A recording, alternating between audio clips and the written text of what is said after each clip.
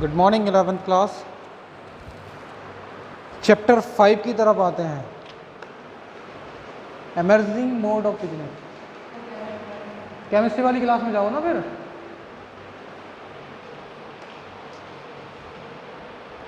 Emerging mode of business यानी अगर in the present इरा की बात करें हम, आज बिजनेस की परिभाषा ही बदल चुकी है जब से ये ग्लोबलाइजेशन हुआ है। यानी पढ़ा था हमने पीछे, means of globalization, world market is treated as a buyer market. पूरी दुनिया की मार्केट को एक मान लिया गया।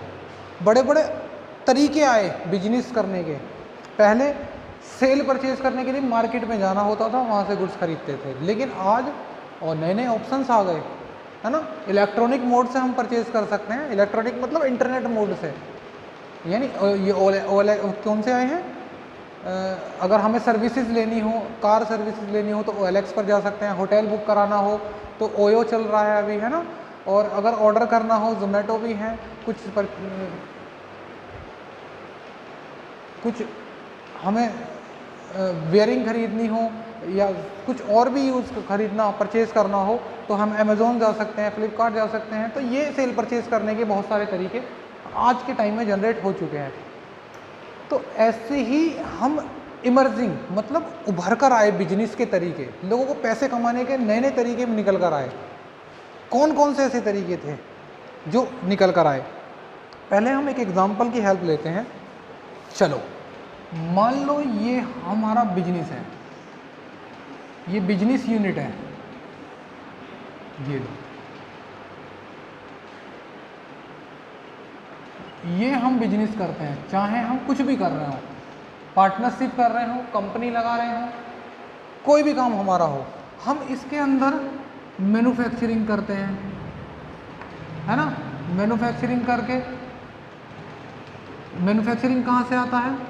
फाइनेंसिंग भी करते हैं, यानी लोगों से पैसा का इंतजाम करना, ठीक है।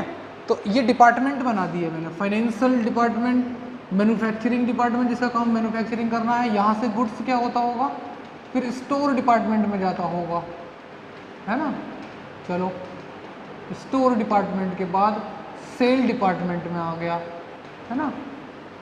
ऐसे ही एक डिपार्टमेंट होता है परचेज डिपार्टमेंट। मैं इससे पहले परचेज ही लिख लूँ, ये लो परचेज डिपार्टमेंट। इसका काम क्या है? परचेज करने का, इस डिपार्टमेंट का। यहाँ से मैन्युफैक्चरिंग करने के लिए जाता है वो रॉ मटेरियल, बनने के बाद वो स्टोर में जाता है, फिर सेल होता है। ऐसे ही एक डिपार्टमेंट भी होगा फाइनेंसिंग डिपार्टमेंट, है ना। तो ये अलग अलग तरीके के डिपार्टमेंट है जो डील करता है इससे भी और यहाँ से भी। यहाँ से सेल होकर पैसा यहाँ आता है और यहाँ से यहाँ यूज़ होता है। कुल मिलाकर ऐसा होता है। हम जब सेल करते होंगे तो किसको करते होंगे? हम कस्टमर को सेल करते होंगे, ठीक है ना बच्चों। हम कस्टमर को सेल करते होंगे,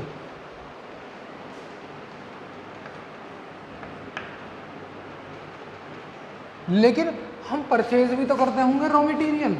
यानी रॉ मटेरियल जो हम परचेज करते हैं वो किससे करते होंगे? हम अपने सप्लायर से परचेज करते होंगे।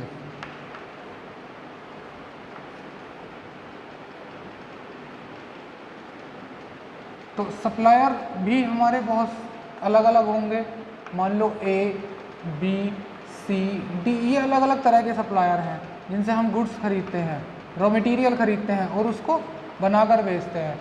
ऐसे ही हमारे कस्टमर भी बहुत सारे होंगे, डिफरेंट टाइप ऑफ कस्टमर, है ना। P, Q, R, S, T and so on. ऐसे ही कस्टमर हमारे पास होंगे। ये काम हम करते हैं, ठीक है। ये काम हम करते हैं बच्चों। अच्छा, सप्लायर गलत लिख गया, है ना, कोई बात नहीं, अब ठीक है। देखो आ जाओ, अब हम इस इमर्जिंग मोड पर आते हैं बच्चों। अब सोचो कि क्या कहते हैं कि बिजनेस करने के ये जो बिजनेस यूनिट है, हम इनको सेल बहुत सारे तरीके से कर सकते हैं, इनसे परचेज भी बहुत सारे तरीके से कर सकते हैं। यहाँ से जब हम कस्टमर को बेच रहे होंगे, एक चीज़ देखो, जब हम कस्टमर को गुड्स डिस्ट्रीब्यूट कर रहे होंगे, ये डिस्ट्रीब्यूशन ऑफ गुड्स आ गया,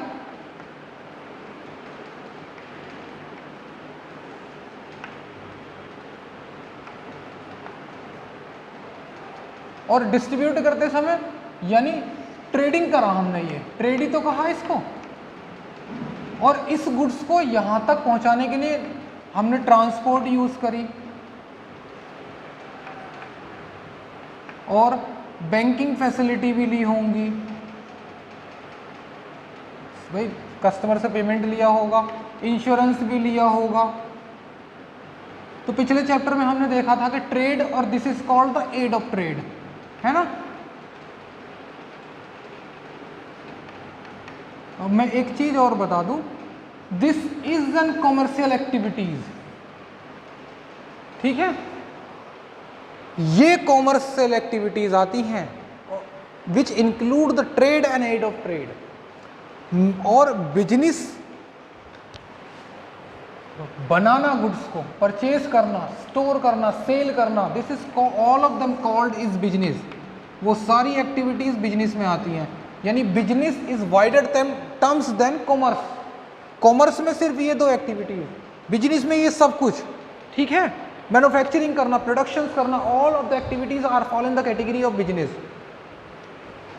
इसके बाद इंट्रोडक्शंस पर आ जाओ, है ना, क्योंकि जो कुछ यहाँ मैंने उतारा है इसी को ही बेस मानकर हम अब आगे चलने वाले हैं।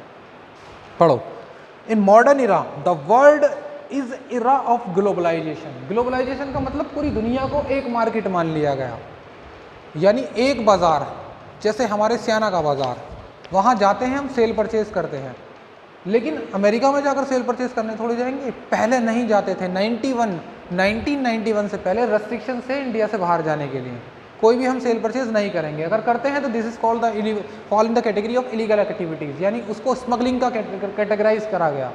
लेकिन अब कोई कहीं भी जाकर खरीदो बेचो, कोई रेस्ट्रिक्शंस नहीं है, because of the agreement of world countries. Most of the countries के बीच में एग्रीमेंट है, कौन सा एग्रीमेंट? Globalization agreement. वो एग्रीमेंट डिफाइन करता है कि पूरी वर्ल्ड की मार्केट को एक बना दिया, कोई कहीं भी जाओ, कहीं से भी खरीदो, कोई बेचो, कोई मतलब नहीं, बस उनकी रेस्पेक्टिव कंट्री को वहाँ के हिसाब से टैक्स दे दो जो वो रिक्वायर करते हैं, ठीक है। आ जाओ, तो ग्लोबलाइजेशन है, चेंजिंग टेक्नोलॉजी हो चुकी है, टेक्निक भी चेंज हो गई, लोग कैसे खरीदे बेचें। In the response to this business through the world is changing in organization way of working. उनका काम करने का तरीका भी बदला, टेक्नोलॉजी को यूज़ करने का तरीका, टेक्नोलॉजी आई भी है, उनके अलग अलग तरीके के यूज़ करने। पहले कम्युनिकेशंस को सिर्फ हम लोगों से कम्युनिकेट करा करते थे, अब कम्युनिकेशंस का जो मेथड है वो बिजनेस ट्रेंड बन चुका है, यानी हम in the form of drafting, business drafting के लिए भी यूज़ करते हैं, मेलिंग करते हैं, this is the channel of communications. यानी किसी भी चीज़ का यूज़ बहुत मल्टी हो चुका है ना। पहले कोई प्रोडक्ट एक काम के लिए यूज़ हुआ करता था, अब उसके यूजेस बढ़ गए हैं। The meaning and scope of e business, अब पढ़ते कि इलेक्ट्रॉनिक बिजनेस यानी इंटरनेट वाला बिजनेस जो चल रहा है, e business refer to the carrying of business activity through the internet, यानी ऑनलाइन बिजनेस करना है। एक बात बताओ, ओला कैब की बात करते हैं, ये लो ओला कैब चलती है मार्केट में, ये कैब चल रही है, इस कंपनी का काम क्या है? ये मिस्टर ए है, इस पर एक कार है, इसने रेंट पर दे दी, किसको? इसको रेंटेड कर दी ना, ये लो। अब ये इसने क्या करा, इसने रेंट पर लिया, और एक मिस्टर जेड है, इसको कहाँ जाना है? दिल्ली में से गाजियाबाद जाना है ना। इसने क्या करा, इसको ऑर्डर करा कि मुझे कार प्रोवाइड करो, ठीक है। ओला कैब ने क्या किया, ओला कैब ने इससे कार ली किराए पर और इसको दे दी आगे, यही तो करा, इसकी अपनी कार थोड़ी ना है, इसने एक से कार ली और दूसरे को पकड़ा दी, बीच में इसने इनकम कमा ली, ठीक है।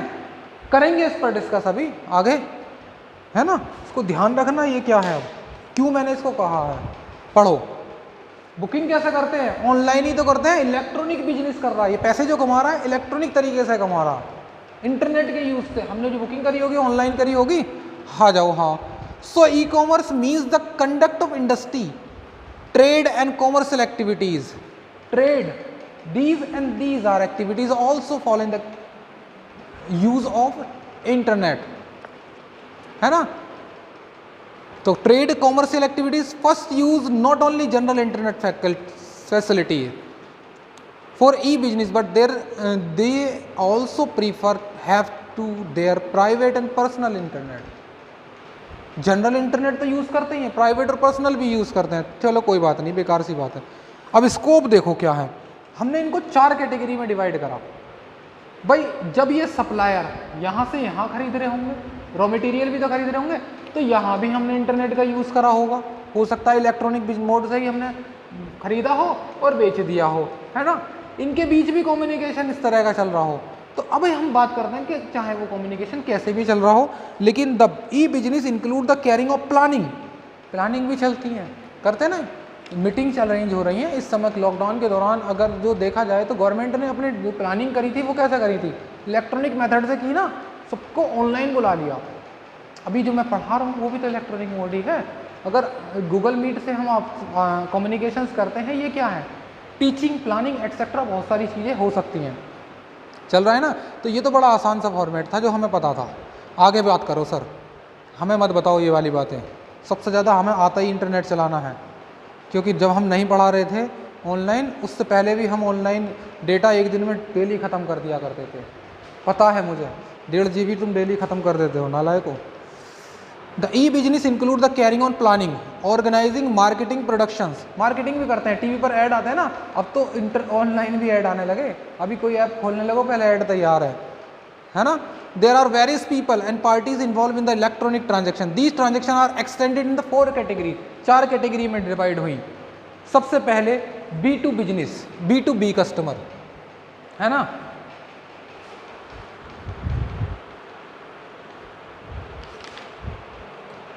चलो देखो, हम ये था हमारा बिजनेस, ठीक है। हमने इस सप्लायर से गुड्स खरीदा, तो ये भी तो अपने आप में बिजनेसमैन ही है। जो हमको गुड्स बेच रहे हैं ये भी तो अपने आप में एक बिजनेस यूनिट होगी। तो हमने क्या करा, हम अपने नज़रिए से सोच रहे हैं, हमने किससे खरीदा, एक बिजनेसमैन से। खुद हम बिजनेसमैन हैं, हमने खरीदा। This is called B2B transactions. एक बिजनेसमैन से, हम खुद बिजनेसमैन हैं, हमने खरीदा। B2 business transactions. पढ़ो इधर, B2B commerce, the transactions taken A place between business unit. दोनों बिजनेस यूनिट हैं, वो भी बिजनेस कर रहा है, हम भी बिजनेस कर रहे हैं। भाई हमने क्या कंजम्पशन के लिए लिया है गुड्स, खुद खाएंगे क्या इसको, हमें फर्दर आगे ढकेल देना है, बेच देना है। Are known as the B2B transaction. और ये ट्रांजेक्शन कौन सी हो सकती है, क्रिएशन ऑफ यूटिलिटी। कुछ यूटिलिटी का मतलब जो उन्होंने बनाया, जैसे रिसर्च किया, हमने कहा भाई एक काम करो, एक ऑर्गेनाइजेशन है, कौन सी यूनिट है बिजनेस, वो है रिसर्च एंड डेवलपमेंट का काम होता है। हमें कुछ बनाकर दो भाई ऐसा, ताकि हम उसे अपने बिजनेस में यूज़ कर सकें। उसका यूज़ कर रहे हैं, यूटिलिटी।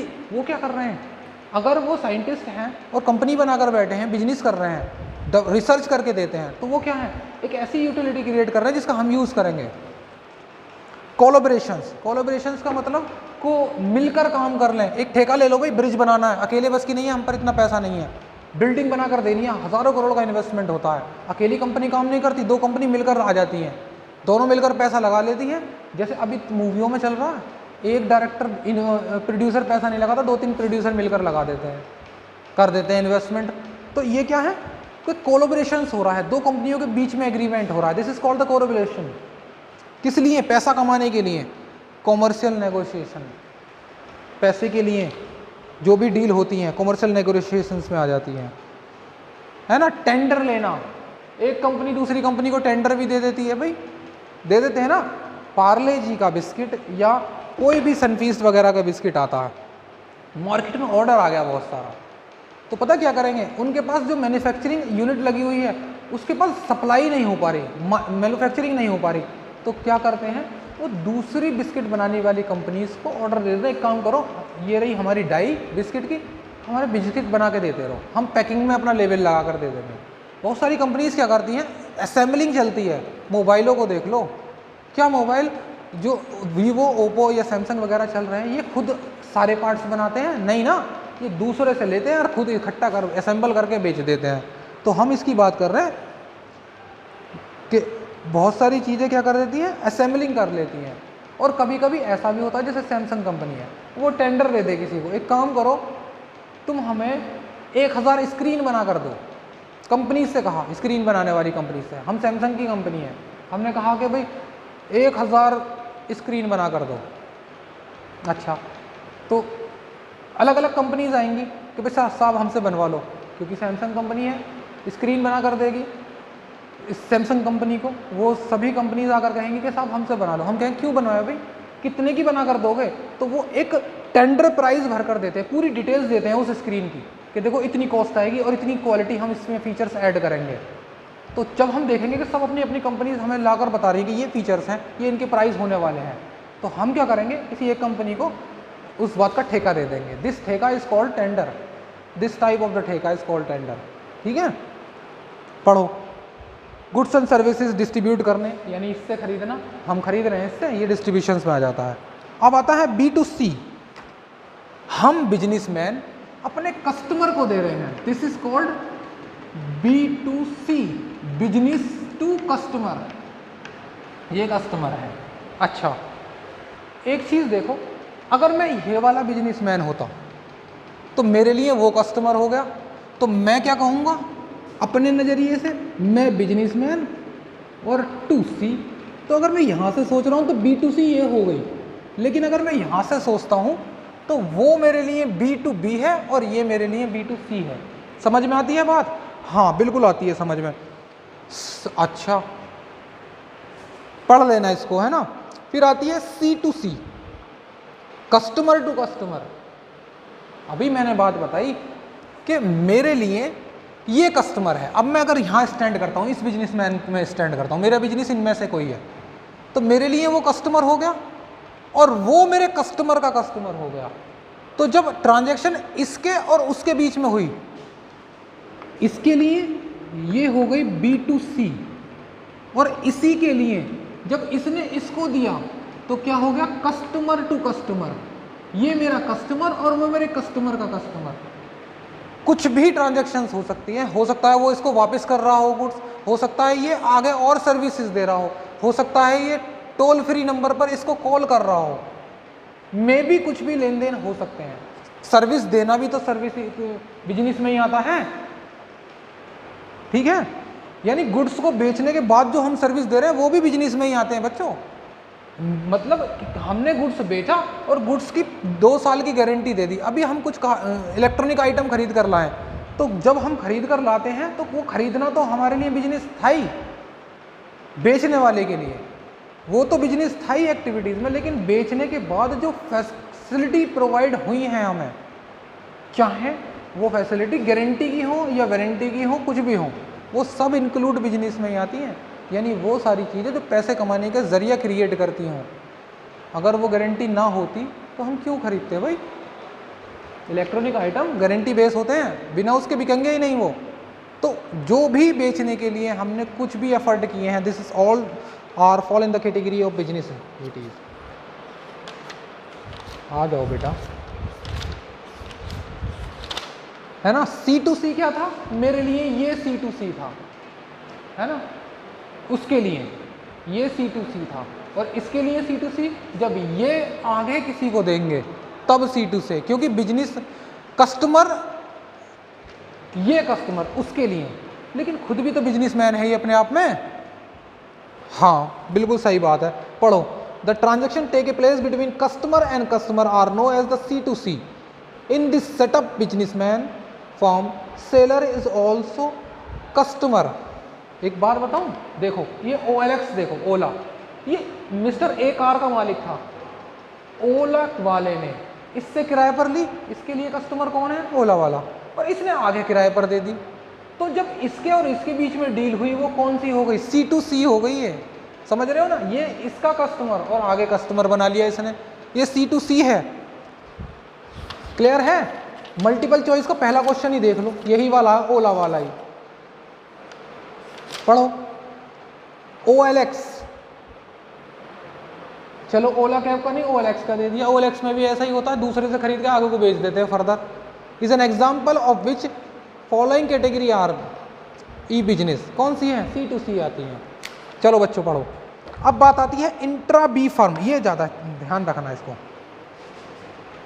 मैं ये बिजनेसमैन हूँ, इस बिजनेसमैन के हिसाब से ये B2B थी और ये B2C थी, और ये सब क्या था, मैं इस सब की बात कर रहा हूँ।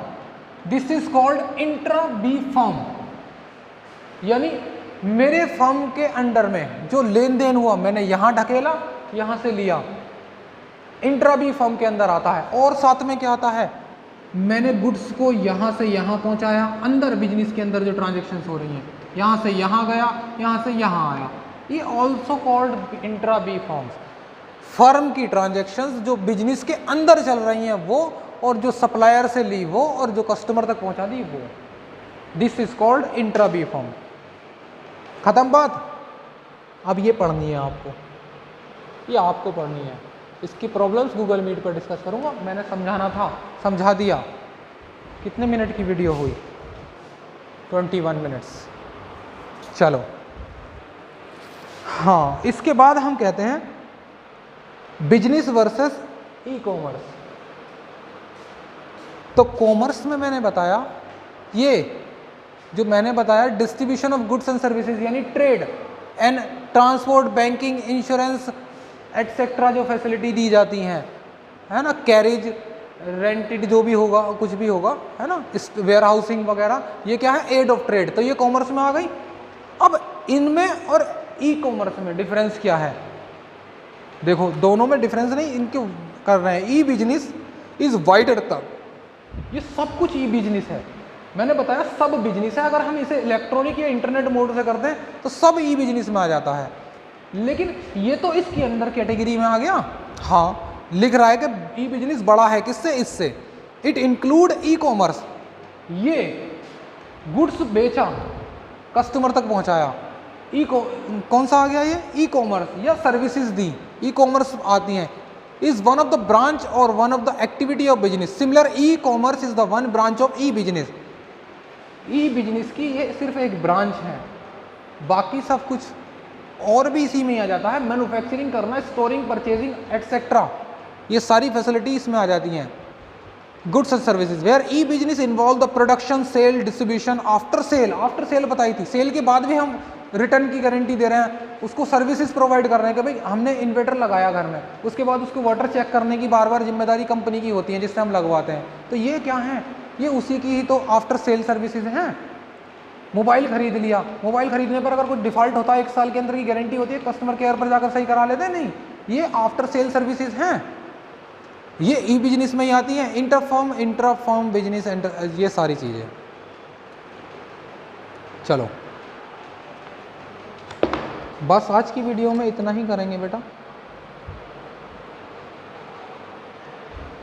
इसके अपॉर्चुनिटीज और बेनिफिट्स आपको पढ़ने हैं, गूगल मीट पर डिस्कस करेंगे हम। नेक्स्ट वीडियो में हम जो डिस्कस करेंगे वो आउटसोर्सिंग कॉन्सेप्ट पढ़ेंगे, यानी इससे पहले इसकी अपॉर्चुनिटीज और बेनिफिट। अगर कोई प्रॉब्लम आती है तो मैं गूगल मीट पर डिस्कस करूंगा इनको। ठीक है बच्चों? हाँ, थोड़ा सा होमवर्क भी तो मिलना चाहिए पढ़ने के लिए। ये 5 पॉइंट है, 6 पॉइंट, 6 के 6 पढ़ने हैं आपको। Thank you.